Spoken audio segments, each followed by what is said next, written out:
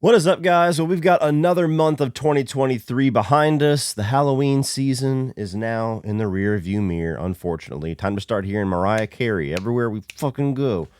It is November, and now it's time to talk about all of the brand new movies that I saw in October of 2023, of which I have 9. One of which is actually a September release that I just happened to see a little bit late, but I wanted to discuss here. And a number of these I actually saw in September at Fantastic Fest, but were released wide in October. So let's get into it. Starting off at number 9, the worst movie that I saw this month, not a dumpster fire by any means, but my God, what a disappointment, is Exorcist Believer. Now, I didn't walk into this movie with a whole lot of faith, I'll be honest with you. I'm one of those people that think that The Exorcist should have never been a franchise, despite absolutely loving Exorcist 3.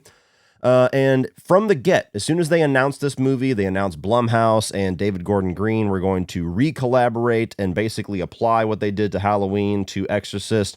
From the beginning, I thought that was a terrible idea. The trailer did not ease any of my worries, and the final film pretty much brought all of those fears to fruition. This is an extremely generic studio exorcism movie. It barely even feels like a follow-up to the first film, and the times that it actually does feel like it's tied to that original film are extremely superficial and extremely just minimalist. I mean, this feels like a generic Exorcist script that they took and they blew the dust off of it, pulled it off of some producer's desk that's been covered by Post-it notes for 7 years, and then they wrote Reagan on a couple of pages and then decided to get Ellen Burstyn back to sell the legacy of it. And it just felt so corporate to me. It felt so much like a product that it damn near offended me as a horror fan.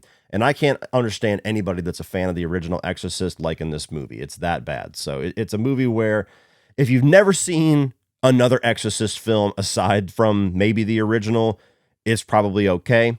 If you have seen any of the Exorcist films that have been released over the last 40 years, of which there's dozens and dozens and dozens that blatantly rip off The Exorcist, this just feels like another one of those, but it's official this time. Not a good start to this trilogy, not a very good decision on Blumhouse's part. This is the biggest mistake that I think that they've ever made, and I think that they probably agree with that.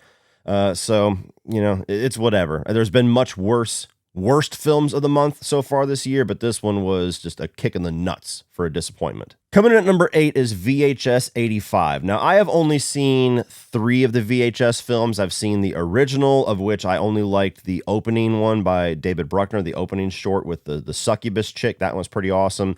I saw VHS 98, 94, whatever one released last year at Fantastic Fest. Thought that one was okay.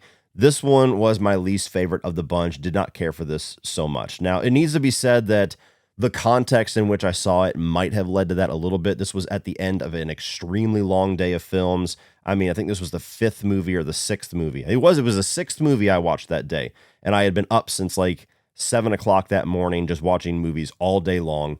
I'm sure that affected it a bit, but I really only liked one section of this movie, and it was only half of a short. It was the opening short with the people that are getting attacked that are out on the lake on the boat. I thought that was really interesting, but as soon as I was really invested in it, it just cuts off and moves to another short. It eventually picks back up later on with like the second half of that story, but I didn't feel like it was very satisfying as a follow-up. There was also a short that was directed by Scott Derrickson and written by C. Robert Cargill. Those are the guys that collaborated and brought us both The Black Phone and Sinister.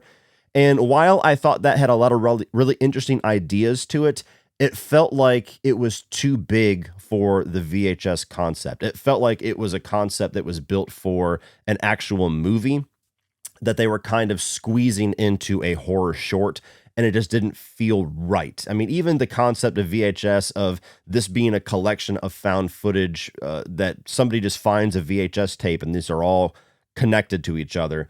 There's multiple camera angles from security cameras and everything. So even that side of it feels too big for this concept. There was 2 of these shorts, one in particular where a chick's doing like a VR game that I fucking hated, that just grated on my nerves. I almost wanted to leave the theater because I was about to get a headache from what I was experiencing. So far, I'm not the biggest fan of these VHS movies. I just feel like they're an extreme hit or miss mixed bag. And this one so far was my least favorite. So if you love these movies, check them out. But if you're on the fence or haven't cared for them so much, this is not one I would recommend to you. Coming in at number 7 is going to be Pet Sematary Bloodlines, another movie I saw at Fantastic Fest. It was actually the world premiere, and I am a massive fan of the original Pet Sematary movie from 1990. I thought the remake was okay, but I was extremely disappointed in it. While it was much more professional and it was a lot glossier and had much more A-list style talent like John Lithgow, it seemed like it lost everything that made the original so interesting and quirky and weird and terrifying. And so it just felt extremely sanitized to me and had one of the most infuriating marketing campaigns I've ever seen in my life. Fuck whoever cut that trailer.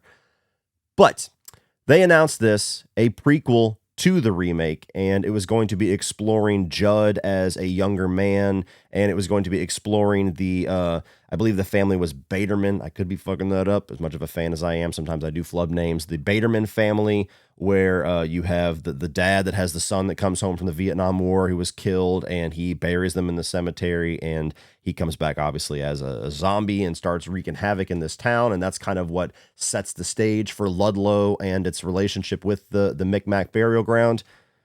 And everything about that just felt like, why? Why do we need to see that? What are you going to tell us? What are you going to explore in this movie that we don't already know? And what questions are you going to answer that none of us were asking? That's typically my attitude towards most horror prequels, whether that's, a bit too pessimistic or not. Most horror prequels do not work for me for those reasons. They feel unnecessary, and they feel like they take away a lot of the mystery and don't replace it with anything interesting. So I walked into this one pretty skeptical, and it was about as generic as I expected it to be. It wasn't offensive. It wasn't something that just pissed me off as a Pet Sematary fan, but it was extremely generic. It was along the lines of the remake, where it just felt like sanitized. It felt like it wasn't nearly as impactful or scary or psychologically damaging as a lot of the images and things that we saw in that original film or even read in the book. And they decide to follow Judd rather than the parent that is going through all of this emotional turmoil. And so you really lose a lot of the impact of what a typical Pet Sematary story is.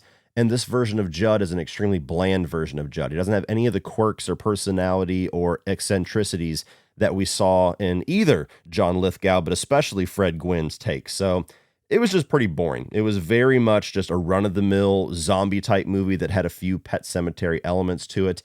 And there was also a bit of creative liberties taken by the director, who did do a good job as a director. I will give her credit for that, but she took a bit of creative liberty with some of the source material in regards to the Wendigo, and I didn't appreciate that. I'm somebody who has been waiting to see the Wendigo explored in a movie, and I was kind of hoping that was going to be the saving grace of this movie, is finally seeing that on screen.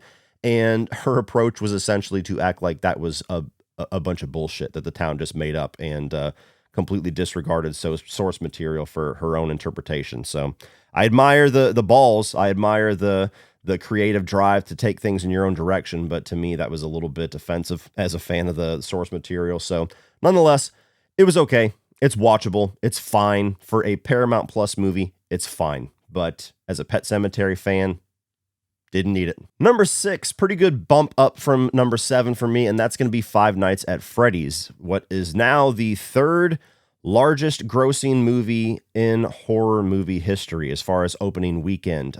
So that's pretty amazing.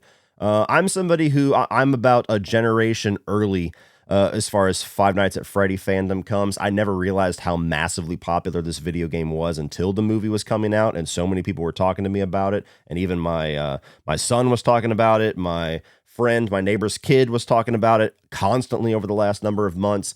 And then sitting down and watching this movie in the theater and just feeling the generation of Five Nights at Freddy's fans around me. I have not had a theater experience that lively since Avengers Endgame.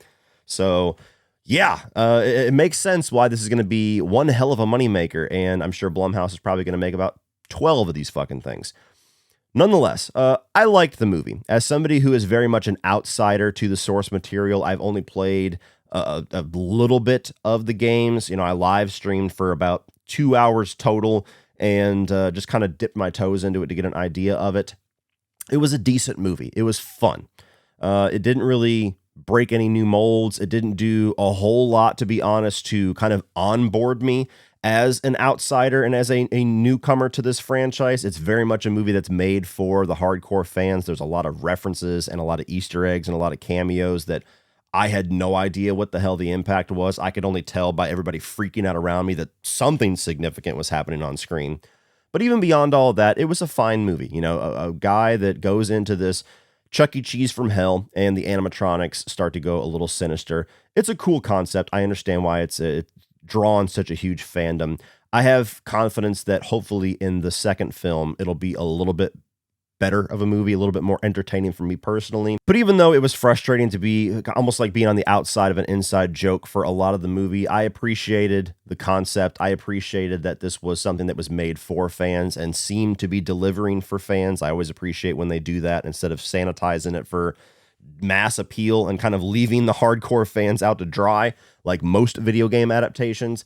And I also like the fact that this is very much what I would call a gateway drug horror film. This is a nice on-ramp for new horror fans and younger horror fans. You can take kids, and you know your kids better than I do, depending on what their fears and their insecurities are. If they don't like animatronics and dolls, maybe not, but most kids could watch this movie and be fine with it, and then start to get a taste for what the horror genre actually is. Coming in at number 5 is going to be Suitable Flesh. This is a movie that I saw at Fantastic Fest that is released on VOD, and I believe it had a limited theatrical release. It was directed by Joe Lynch, and it is an adaptation of a Lovecraft story. So essentially what this is a body-swapping horror film with Lovecraftian origins that is also kind of molded into being a bit of a erotic thriller Skinamax film. It's a bit complicated to describe. And essentially what you have Heather Graham, who is playing a psychologist, and this kid comes in out of nowhere and says, hey, my father is abusive and he's trying to take over my body. And she's like, what the fuck? You are whacked out of your head. And then she physically sees this kid's body get taken over from a phone call. And she gets tied into all this and is the next target of this body swapping demon or entity or whatever the hell is going through this plot and taking over this kid's body. And then very quickly it turns into a extremely raunchy erotic thriller where this kid and Heather Graham are flirting and fucking for like the first 2/3 of this film. And so it's very odd because while the Lovecraftian body swap gore fest side of this movie I thought was a lot of fun and really cool and creative, and Heather Graham has always been one of my biggest crushes, and ever since like fucking Austin Powers 2 and Say It Isn't So, a comedy that nobody talks about, and even Boogie Nights, this woman is gorgeous. And so it was nice to see her again in a movie like this and seeing her really kind of do something wild like this. And the oddity of the movie, and I tried to say this as respectfully as I could when I was ranking all the Fantastic Fest films, and it felt like it was very difficult to describe my issue without sounding like I'm just perverted. But the erotic thriller side of this movie is extremely awkward and odd because it is so adult and so raunchy, with the dialogue and with the situations, but it's not at all when it comes to the actual nudity and sex scenes. Like, it's very conservative. Most of the time, everybody's fully clothed when they're fucking, and it's weird. It's just weird with how adult and how rated R the dialogue and the sexual situations are in this movie. The fact that it's also like the extreme opposite conservative when it comes to on-screen nudity, it just feels awkward. So again, it's hard to describe without just making it feel like I didn't get to see Heather Graham's tits enough. And that's kind of the problem, but it's because of the style of the movie. Until you watch it, you don't understand what I'm talking about, and it's just going to sound awkward. But for as extreme as it goes with the gore, for as raunchy and adult and just full-on porn the dialogue gets, it's weird that certain aspects of the movie are also trying to be like hard PG-13. So I liked this. It was fun. It could have been a little bit better. I think for Lovecraftian freaks especially, this is going to really hit the mark for you. And if you're a fan of Heather Graham or Barbara Crampton, she's in here as well. If you like the Reanimator movies, It's the same creative team that brought you a number of those movies, so it's along the lines of that style of movie. Number 4 is a movie called Dumb Money that came out last month, but it was a limited release for a while. It took a while to actually come local to me, and then I just was way too busy and had some other things going on and couldn't see it last month. So I managed to check this out with a friend and a follower of the channel, Elijah. If you're watching this, what's up, dude? We checked this thing out and had a really good time with it. We were us and one dude in the back that was taking a nice, healthy nap. And this was a really good movie. It was a really interesting story because I, of course, heard about the, GameStop gate or whatever they called it, the whole stock thing that was just taking a storm of the stock market, and everybody was reporting on it for months. But I have little to no knowledge of how the stock market or how any of that trading shit works. I'm completely ignorant to it. So I never really followed exactly what the situation was. So I essentially walked into this about as blind as you could.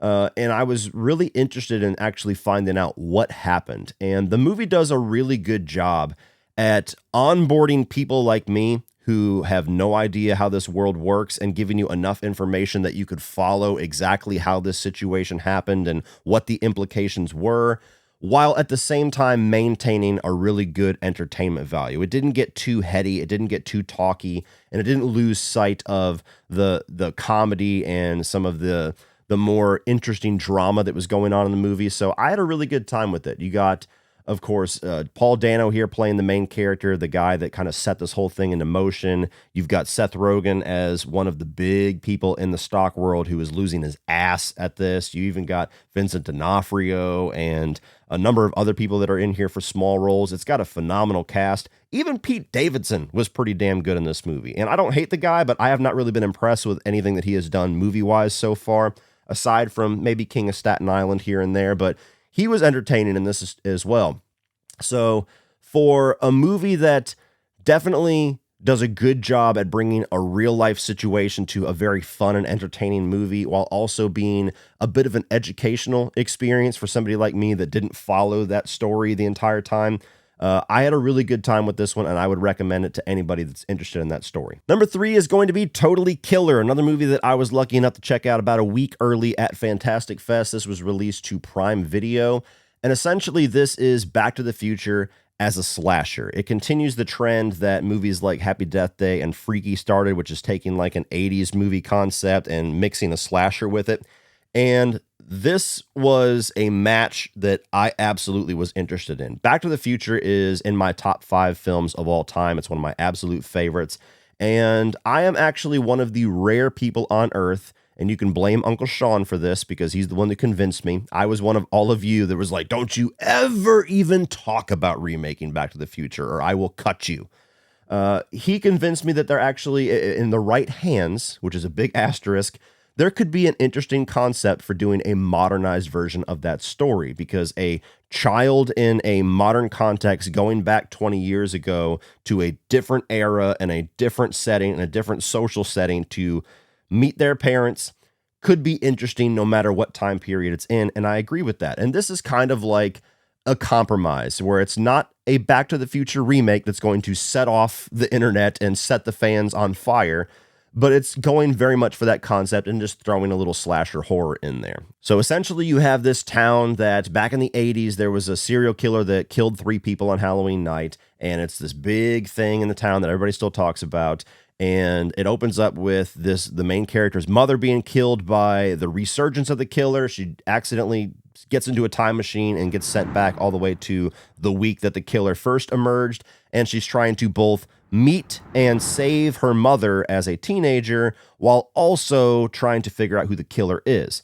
And it was a really fun movie. Like, the humor in this movie is really sharp, and it does a really great job, which I especially appreciated, where they explore how a modern woke teenager would respond to a lot of the situations and the attitudes and the social context of the 80s, while at the same time poking fun at how ridiculous she is. So she comes off as ridiculous for being so ultra woke and ultra socially conscious.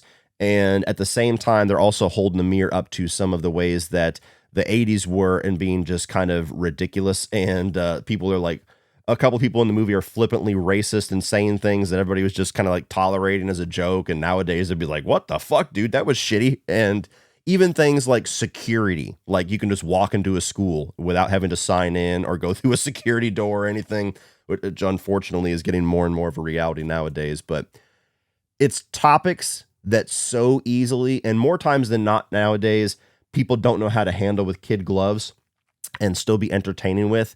They're topics that could easily be too preachy, but the movie finds a really nice way to balance out commenting on some of the ways that we have advanced over the years, while at the same time holding a mirror up to maybe how we've gone too far as a society and just everything is paper skin. So I appreciated that balance. The kills were good. Nothing stand out, but they were bloody. I can at least appreciate the rated R and the blood there. The killer reveal, a little bit of a disappointment. Otherwise, this movie might even be number one if they had really stuck the landing. That was really the only major flaw with the film. But yeah, I really had a good time with this one. This is a movie that I could see myself rewatching quite a few times. Number 2 is going to be When Evil Lurks, which is on Shudder now. I think on the 26th it went to Shudder, so definitely check this thing out if you have a subscription. This was my number 1 movie coming out of Fantastic Fest this year. It is an Argentina film, and it is essentially a Spanish take on the demon possession subgenre, which if you followed me for any amount of time, you will probably know is one of my absolute least favorite subgenres in the world, because aside from a few landmark movies, most of them are wash, rinse, repeat, same shit. They have nothing new to offer. It's the same visuals, the chick turning her head around, people walking up backwards on walls like spiders. It's the same fucking tricks over and over and over again. So I'm sick to death of those movies. And this is possibly the most unique take on demon possession that I have seen in a very, very long time.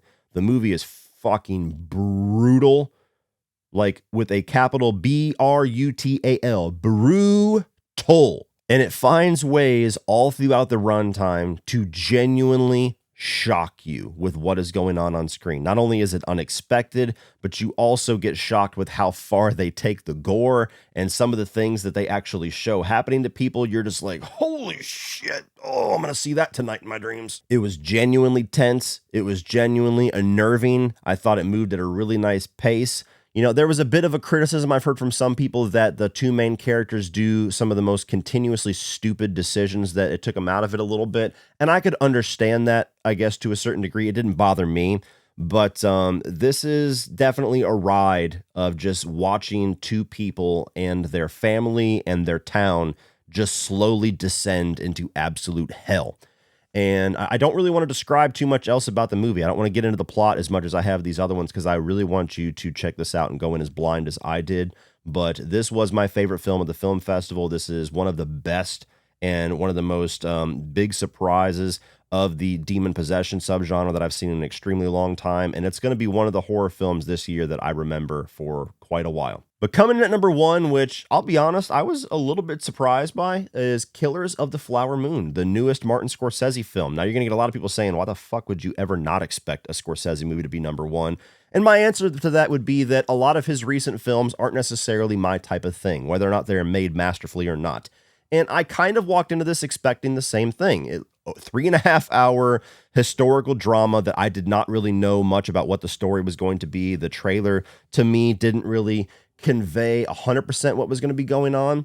And so I walked into this one just as a film fan and knowing that Scorsese is a master of his craft, and hopefully I get to see a really interesting movie. And I did. This is one of the most interesting things I've seen him do in quite a while. And it's a very heartbreaking story that is brutal, and it is very depressing. You know, there's a lot of things about our history in this country that whenever you revisit, it's like, man, that's just fucking horrific that this was a thing. And it's a story that will leave an imprint on you, whether or not this is your type of movie or not. This is a historical drama where it's essentially telling the story of this Osage Native American community that finds oil on their reservation, becomes very rich, wealthy, and powerful in this community. But the other people in the community, who are the rich and powerful white man, basically, they control all of the infrastructure of society, as in banks, hospitals, police, all of that stuff that you need to have to survive. And it's a battle of power where Robert De Niro, one of the powerful white men in this town, wants all of the oil money. And so Leo DiCaprio, his nephew, he sends in to more or less infiltrate this community through marriage. And one by one, they start planning and implementing the murder of this entire community. And it's just a relentlessly depressing movie that you just watch these horrific things go on completely unchecked, with the people that slowly are realizing that they are in serious danger but have nowhere and nobody to turn to. And, for 3.5 hours, it's definitely a taxing experience, not only because it's a taxing story, but that's a long time to sit there. I think it will play better for most people at home, to be honest with you.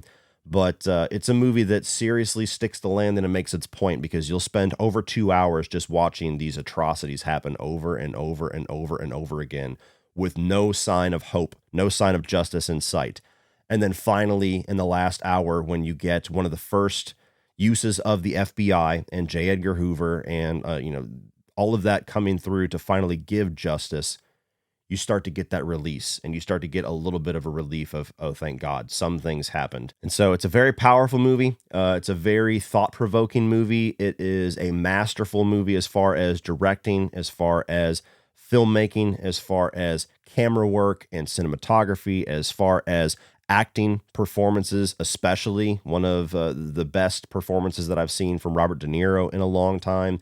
And even Leo, who continues to give the best performances that you're going to see all year round, is continuing to dive into different flavors of what he can do.